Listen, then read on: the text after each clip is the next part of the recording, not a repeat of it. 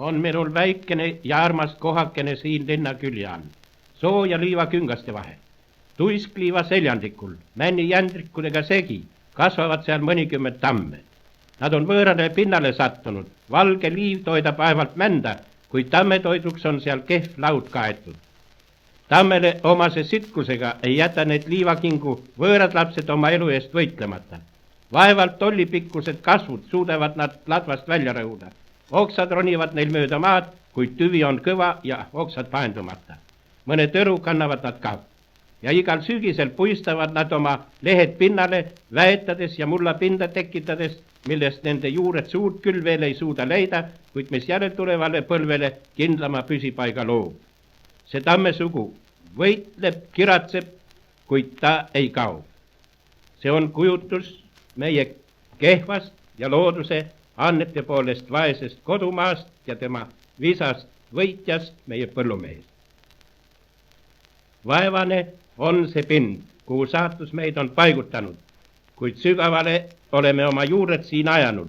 Iga paelõhe, soomülka, raba ja liivakingu sisse on meie tahtmise terasjuur puurinud.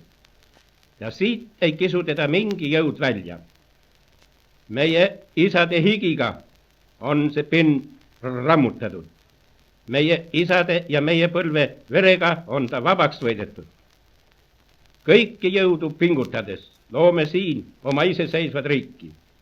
Täis rõõmu, julgust, tahtejõudu ja uhkust oma ja rahva vastu teeme seda tööd adraga ja kui tarvis, siis ka mõõgaga. Midagi pühamat, kallimat, ilusamat ja armsamat ei suuda meie mõttelend ette kujutada, kui seda on meie isade maa siin tõsise mere kallastel. Temale olgu pühendatud meie südamete puhtamad tunded, meie mõistuse võidud, meie tahtejõu sitkus.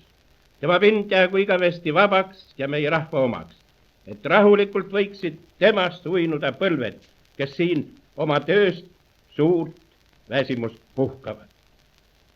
Tema õnneks oleme valmis ohverdama kõik, sest kadu on meie töövili, kuid igavesti jääb püsima õnnelikuna, vabana, iseseisvana meie isade maa, meie Eesti.